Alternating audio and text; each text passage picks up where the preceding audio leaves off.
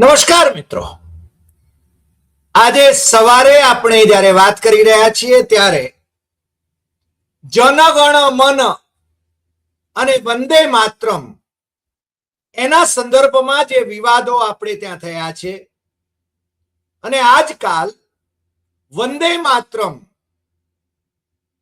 નો વિવાદ ખૂબ જગ્યો છે, એની જરા વિગતે વાત કરવી છે, જરા નોખી વાત કરવી છે.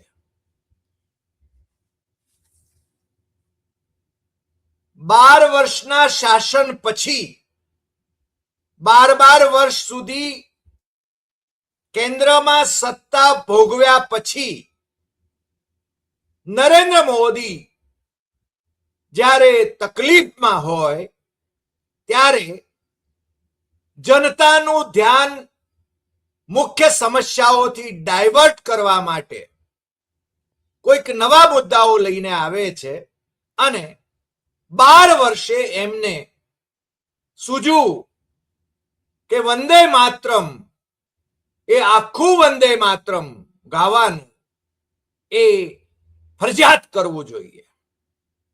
એના માટે વિધેયક લાવ્યા અને એ વિધેયક થોડી જ મિનિટોમાં પહેલા રાજ્યસભામાં અને પછી લોકસભામાં અને પછી ફટાફટ રાષ્ટ્રપતિની અસેન્ટ એટલે કે એમની સંમતિ ના હસ્તાક્ષર લઈને એને કાયદો બનાવી દીધો. આપણે ત્યાં કવિવર રવિન્દ્રનાથ ઠાકુર રચિત જનગણ મન એ ગવાતું રહ્યું છે, વંદે માતરમ પણ ગવાતું રહ્યું છે, પણ વંદે માતરમ જે બંકિમચંદ્ર ચટ્ટોપાધ્યાય જેની રચના કરી હતી, જે આનંદમઠ નામની એમની નોવેલમાં એને મૂકવામાં આવ્યું હતું, એના 2 મુખડા એ મહાત્મા ગાંધી, પંડિત જવાહરલાલ નહેરુ, સરદાર પટેલ, નેતાજી સુભાષચંદ્ર બોઝ, મૌલાના આઝાદ સહિતના જે આઝાદીના લડવૈયાઓ હતા, આપણા નેતાઓ હતા, જેમણે અંગ્રેજોને અહીંયાથી ભગાડવા માટે કોશિશ કરી હતી, સંઘર્ષ કર્યો હતો, લાઠીઓ ખાધી હતી, જેલવાસ ભોગવ્યો હતો, એમણે અને કવિવર રવિન્દ્રનાથ ઠાકુરે 2 મુખડા ગાવા એવો જ્યારે નિર્ણય એ દાયકાઓ પહેલા કરાયો હતો અને હિન્દુ મુસ્લિમ બધાએ આઝાદીની લડતમાં વંદે માતરમ ગાવાની બાબતમાં ક્યારેય કોઈ વાંધો લીધો નહોતો.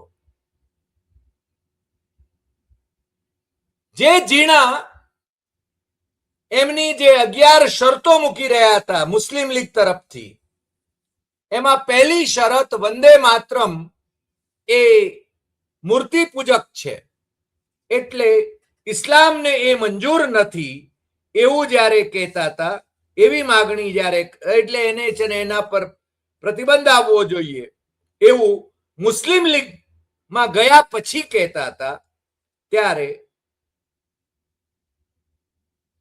એમની સાથે એના પછી પણ કોણે સંબંધ રાખ્યો હતો એ હવે મને લાગે છે કે આ વંદે માતરમને ફરજિયાત બનાવવાના મોદી શાહના ધખારા જે હતા એને કારણે આખો દેશ જાણી ગયો. સાવરકર અને ડોક્ટર શ્યામા પ્રસાદ મુખર્જી એમની હિન્દુ મહાસભાએ અંગ્રેજોની કૃપા દ્રષ્ટિથી જીણાની મુસ્લિમ લીગ સાથે બંગાળ પ્રાંત, સિંધ પ્રાંત અને વાયવ્ય પ્રાંતમાં સંયુક્ત સરકારો ચલાવી એ વાત હજુ બહુ ઇતિહાસમાંથી ગાયબ કરી શકાય એવી નથી. આ હકીકતો છે. સાવરકર અને એમની હિન્દુ મહાસભા અને આરએસએસ એ અંગ્રેજોની કૃપા દ્રષ્ટિથી આઝાદીની લડતથી વેગળા રહ્યા હતા એ વાત પણ હવે જગ જાહેર થઈ ગઈ છે. એટલે એમના જે ફરજંદો છે અત્યારે સત્તામાં બેઠેલા અને એમની સાથે જોડાયેલા કોંગ્રેસમાંથી લાભ ખાટવા માટે, મલાઈ ખાવા માટે એમની સાથે જોડાયેલા જે કોંગ્રેસમાંથી ભારતીય જનતા પાર્ટીમાં ગયા છે, એ ઉછળીને વંદે માતરમ આખું ન ગાય એને રાષ્ટ્રદ્રોહી ગણવાની વાત કરે છે.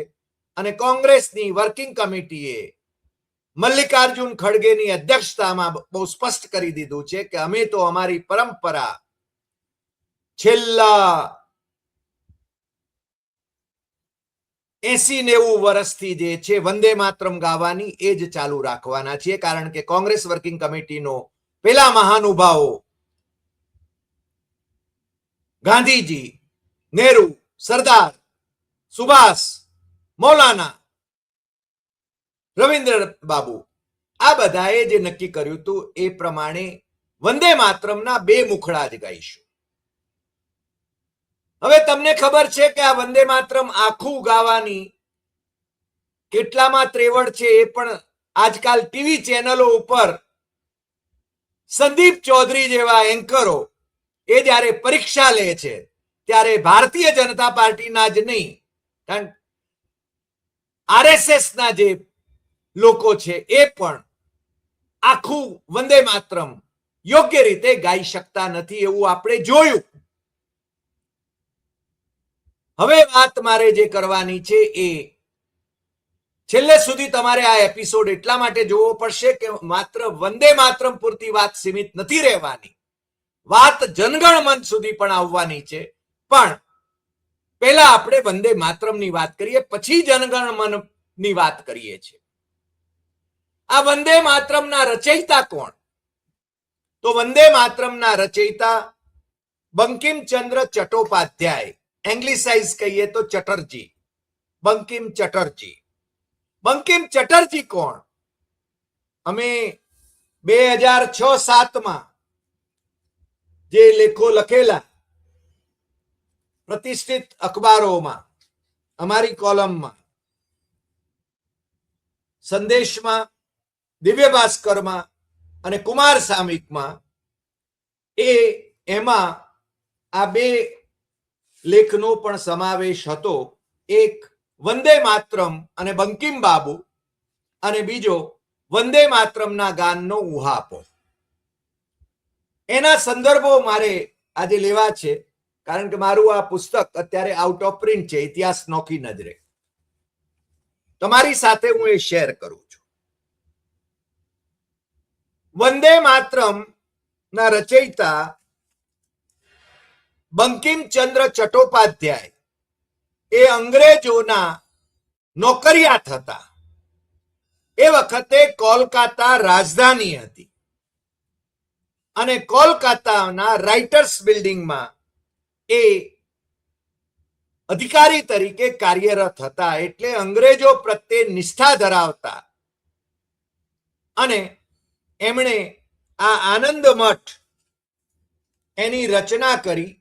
એ આનંદ મઠની અનેક વાર આવૃત્તિઓ એમણે બદલી છે. આનંદ મઠ નામવરસિંહ તો એમ કહે છે કે દેશની પ્રથમ રાજકીય નવલકથા એને ગણાવી જોઈએ. બંકિમ બાબુની પત્રિકા એટલે એમના ભાઈની પત્રિકા, આમ તો બંગદર્શન, એમાં ધારાવાહિક તરીકે પ્રગટ થયેલી આનંદ મઠ પુસ્તક રૂપે પહેલી વાર 15 ડિસેમ્બર 1882 ના રોજ પ્રકાશિત થઈ. એ પછીના વર્ષે એટલે કે 1883 એની સુધારેલી બીજી આવૃત્તિ આવી. 3 વર્ષ પછી 1886 2 આવૃત્તિ પ્રગટ થઈ.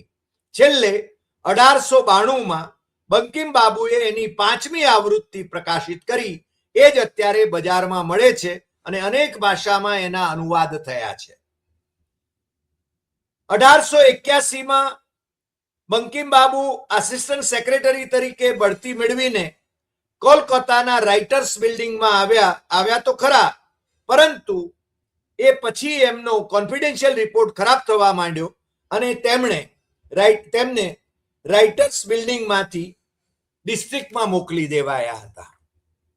હવે મેં આ જે આવૃત્તિઓ બદલાતી ગઈ, એમનો પ્લોટ પણ બદલાતો ગયો. શરૂઆતમાં આનંદ મઠ એ અંગ્રેજોની વિરુદ્ધની ભૂમિકા ઉપર રચાયેલી નોવેલ હતી, અને પછી જે અત્યારે 5મી આવૃત્તિ છે એ અંગ્રેજો પ્રત્યે નિષ્ઠા ધરાવતી આવૃત્તિ છે. અને તમારામાંથી જેમને રસ હોય એમણે આ આવૃત્તિ ગુજરાતીમાં પણ તમને ગૂગલ ઉપરથી જરૂર મળશે, કારણ કે ગાંડીવ સાહિત્ય મંદિર 180 કેળાપીઠ સુરત એના તરફથી આ આવૃત્તિ એનો અનુવાદ પ્રસન્ન વદન છબીલદાસ દીક્ષિત એમણે કરેલો, અને એ આજે પણ તમને ઉપલબ્ધ છે.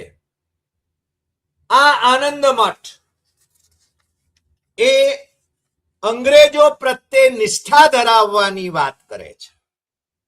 એમાં સંન્યાસીઓના બળવાની વાત છે.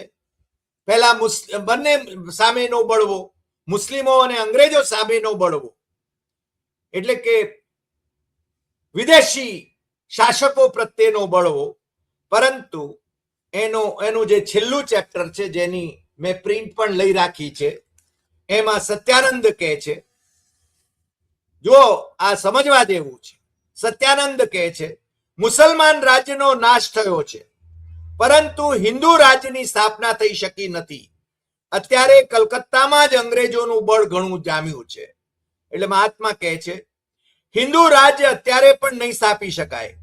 તમે અહીં રહેશો તો નિરર્થક પ્રાણી હત્યા થયા કરશે, માટે ચાલો. એટલે સત્યાનંદ અત્યંત વ્યાકુળ થવા લાગ્યા. તે બોલ્યા, હે પ્રભુ, હિન્દુ રાજ નહીં સ્થાપવામાં આવી શકે તો રાજા કોણ થશે? ફરી પાછા મુસલમાનોનો જ રાજા થશે કે? મહાત્મા બોલ્યા, ના, હવે અંગ્રેજો રાજા થશે. અને પછી એ જે કહે છે, આ બંકિમચંદ્ર ચટ્ટોપાધ્યાય લખી રહ્યા છે, અંગ્રેજ રાજા થયા વગર સનાતન ધર્મનો પુનરુદ્ધાર થવાનો સંભવ નથી. અત્યારના શાસકો સનાતન ધર્મનો પુનરુદ્ધાર કરવા માટે કૃત સંકલ્પ છે એવા દાવા કરે છે. કાવડિયાઓની સામે કેવા નાચગાન થાય છે એના વિડીયો તમે જોયા હશે. આ ભારતીય સંસ્કૃતિ નું કેવું વિકૃત દર્શન આજે આપણને થઈ રહ્યું છે એ તમે સમજી શકો છો. અંગ્રેજ રાજા થયા વગર સનાતન ધર્મનો પુનરુદ્ધાર થવાનો સંભવ નથી. મહાપુરુષો આ વાતને જે પ્રમાણે સમજ્યા છે તે જ પદ્ધતિથી મેં તમને એનો ખુલાસો કર્યો છે. ધ્યાન દઈને સાંભળો. 33 કરોડ દેવતાની પૂજા એ સનાતન ધર્મ નથી. તે તો એક પ્રકારનું લૌકિક તેમજ ગૌણ સ્વરૂપ છે, અને એના જ પ્રતાપે પ્રકૃત સનાતન ધર્મ, મ્લેચ્છો જેને હિન્દુ ધર્મ કહે છે, તેનો લોપ થયો છે. ખ્યાલ આવે છે? આ કોણ લખે છે? બંકિમચંદ્ર ચટ્ટોપાધ્યાય. અંગ્રેજો બાહ્ય વિષયક જ્ઞાનને વિશે ઘણા જ પારંગત હોય, લોક શિક્ષણમાં ઘણા કુશળ છે. અંગ્રેજો સુશિક્ષિત થઈ આંતરિક તત્વોનું જ્ઞાન સંપાદન કરવાની યોગ્યતા ધરાવી શકશે. તે વખતે સનાતન ધર્મનો પ્રચાર કરવામાં કોઈ પ્રકારના વિઘ્નો નડશે નહીં, અને એવી પરિસ્થિતિમાં પ્રકૃત ધર્મ આપોઆપ લાભ કરો. એટલે આ બધી વાત તમે તમારી મેળે સમજી શકશો. શત્રુ કોણ છે? મહાપુરુષ પૂછે છે. શત્રુ હવે મહાપુરુષ કહે છે, શત્રુ કોણ છે? શત્રુ હવે કોઈ નથી. અંગ્રેજ મિત્ર રાજા છે, અને અંગ્રેજોની સાથે યુદ્ધમાં વિજય સંપાદન કરે એવી શક્તિ પણ કોઈનામાં રહી નથી. નહીં રહી હોય તો આ ભારત માતાની મૂર્તિ સમક્ષ દેહ ત્યાગ કરીશ, સત્યાનંદ કહે છે. અરે મહાપુરુષ કહે છે, અજ્ઞાન, ચાલો જ્ઞાન લાભ કરવા ચાલો હિમાલયના શિખર પર. એટલે ટૂંકમાં આખી વાત જે છે આનંદ મઠની એ અંગ્રેજો પ્રત્યેની નિષ્ઠા વ્યક્ત કરવાની છે અને અત્યારના જે શાસકો છે ભારતીય જનતા પાર્ટીના, આરએસએસના, એમનો અંગ્રેજો સાથેનો સંબંધ એ હવે મને લાગે છે પ્રત્યેક નાગરિક સમજી ગયો છે. આઝાદીની લડાઈમાં એમણે ક્યારેય યોગદાન આપ્યું નથી.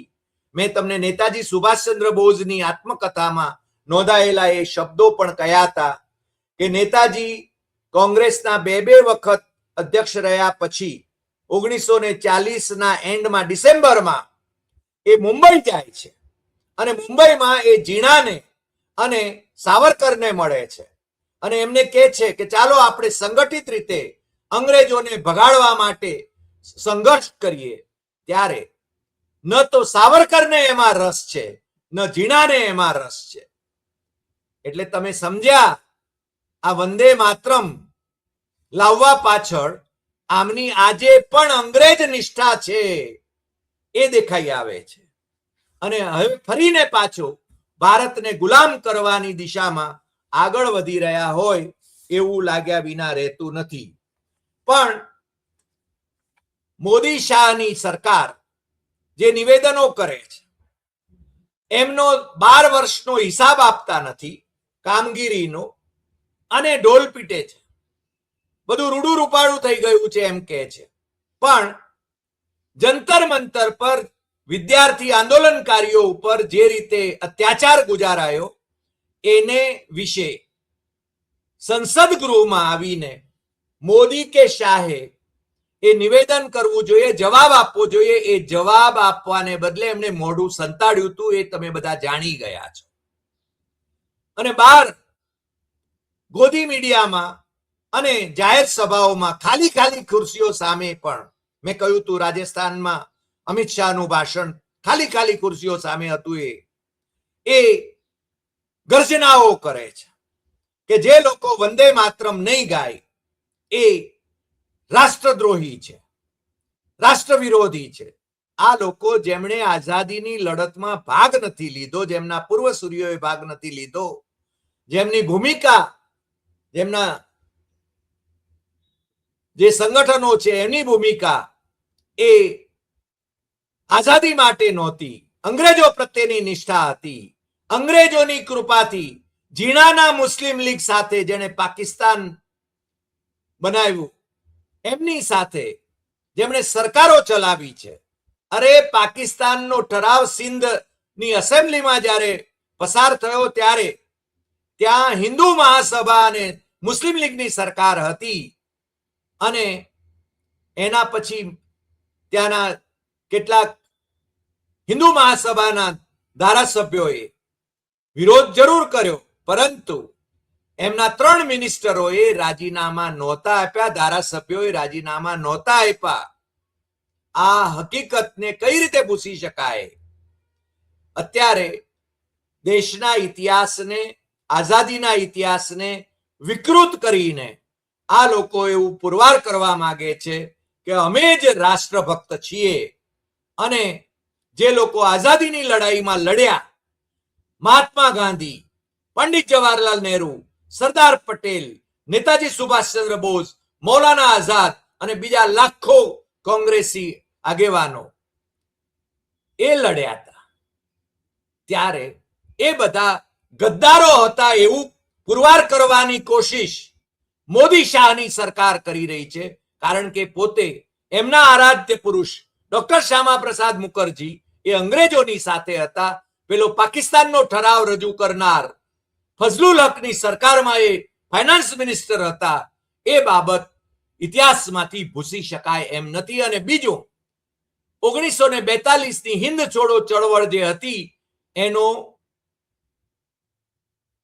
ડોક્ટર શ્યામા પ્રસાદ મુખર્જી એને તોડી પાડવા માટેનો પત્ર એ વખતે અંગ્રેજ ગવર્નરને લખ્યો હતો અને હિન્દુ મહાસભા અને મુસ્લિમ લીગે, જીણા અને સાવરકરે હિન્દ છોડો ચળવળનો વિરોધ કર્યો હતો. આ વાતને કોઈ નકારી શકે એમ નથી. અને એટલા માટે અત્યારે જે લોકો ભાજપના લાભાર્થી છે, ભાજપની ટ્રોલ આર્મી અથવા તો આરએસએસની ટ્રોલ આર્મીના જે લોકો છે એ લોકોને બુદ્ધિથી કોઈ જવાબ આપી શકે, વિવેકી ભાષામાં જવાબ આપી શકે એવા નથી, એટલે ગાળાગાળી ઉપર આવી જતા હોય છે. પણ જેમની પાસે કોઈ સત્ય નથી, તર્ક નથી, એ લોકોની કમેન્ટ એનો કોઈ અર્થ નથી. નવાઈની વાત તો એ છે કે મોદી શાહ એ અટલ બિહારી વાજપેયી અને લાલકૃષ્ણ અડવાણી એમને પણ ધોઈ પીએ છે. 1999 મેં અમારા લેખમાં લખ્યું હતું, ને તમારામાંથી કોઈ માગશે તો એ લેખ હું શેર પણ કરવા માટે તૈયાર છું. 1999ના અંતમાં ઉત્તર પ્રદેશમાં ભાજપી નેતા કલ્યાણસિંહની સરકારે શાળાઓમાં વંદે માતરમ અને સરસ્વતી વંદનાને ફરજિયાત કરવાના વિવાદમાં સપડાવવું પડ્યું હતું. હકીકતમાં કલ્યાણસિંહના શિક્ષણ પ્રધાન રવિન્દ્ર શુક્લએ તો કહ્યું કે માયાવતી બહુજન સમાજ પાર્ટી ભાજપની સંયુક્ત સરકાર હતી ત્યારે મુખ્યમંત્રી માયાવતી હતા ત્યારથી વંદે માતરમને રાજ્યની શાળાઓમાં ફરજિયાત બનાવવાનો આદેશ બહાર પડાયો હતો. તત્કાલીન વડાપ્રધાન અટલ બિહારી વાજપેયી અને કેન્દ્રના ગૃહપ્રધાન લાલકૃષ્ણ અડવાણીએ વંદે માતરમને શાળાઓમાં ગવડાવવાની ફરજ પાડી શકાય નહીં એવી ભૂમિકા લીધી હતી. વાજપેયી સરકારના માહિતી અને પ્રસારણ પ્રધાન મુખ્તાર અબ્બાસ નકવીએ તો કાફર ગણાવવાની તૈયારી સાથે વંદે માતરમનો વિરોધ કરનારાઓને એ વખતે પણ રાષ્ટ્ર વિરોધી લેખાવ્યા હતા.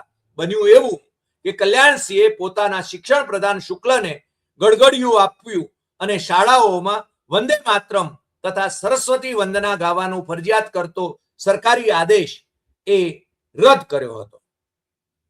હવે આ બાબત તમે સમજી શકો છો કે જે લોકો પોતાના જે કહી શકાય એવા વાજપેયી અને આડવાણી એમણે જે ભૂમિકા લીધી હતી એ ભૂમિકાને પણ નકારી દેતા હોય, કારણ કે એમના જે બીજા ભોપાળાઓ છે જે અત્યારે ખુલી રહ્યા છે એટલે એમની પાસે બીજા કંઈ કહેવા માટેના તર્ક નથી, એટલે આવા ગતકડાઓ એ આગળ કરે છે.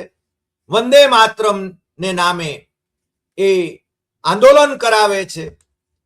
જેમણે ત્રિરંગો ફરકાવ્યો નથી, ત્રિરંગાને માન્યતા આપી નહોતી, જેણે ભારતીય બંધારણનો વિરોધ કર્યો હતો, પંડિત દીનદયાળ ઉપાધ્યાય એમણે તો લેખો લખ્યા હતા, જેના ગ્રંથો જે પ્રકાશિત થયા એ ગ્રંથો એની અંદર પહેલા ગ્રંથમાં જ એ બંધારણ એ ભારત માટે નથી એવું એમણે કહ્યું હતું. એમની પાસેથી પ્રેરણા લઈને આવા બધા વિવાદો ઉભા કરવામાં આવે છે, જેમણે આઝાદીની લડાઈમાં ભાગ લીધો નથી એ ઢાંક પીછોડો કરવા માટે. અને પછી બીજી વાત, બહુ મહત્વની વાત, મેં તમને કહ્યું હતું કે જેમ પેલો કે છે ને કે આરએસએસ અથવા સંઘ પરિવારનું જ સ્લોગન છે, અયોધ્યા તો ઝાંકી હૈ, કાશી મથુરા બાકી હૈ. હું તો એમ કહીશ કે વંદે માતરમ તો ઝાંકી હૈ, જનગણ મન હટાવો બાકી હૈ. તમે સમજો છો એમના ઈરાદાઓ શું છે?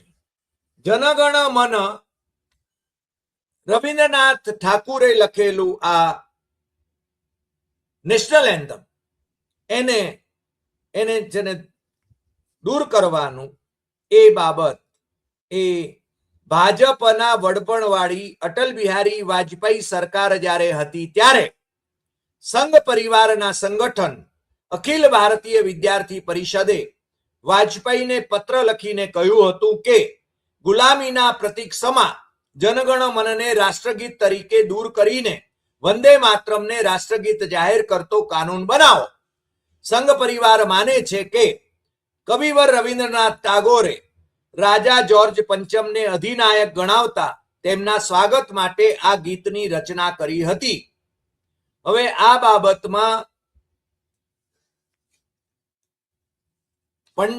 બાબતમાં કવિવરે જે બહુ જ સ્પષ્ટતાઓ જે કરેલી હતી એ સ્પષ્ટતાઓમાં એમણે કહ્યું હતું કે મારી પાસે આવું એક ગીત લખાવા માટે ઓફર આવી હતી, પરંતુ એ મેં ફગાવી દીધી હતી, કારણ કે કવિવર એ રાષ્ટ્રપ્રેમી હતા અને એ આઝાદીની લડાઈના સમર્થક હતા.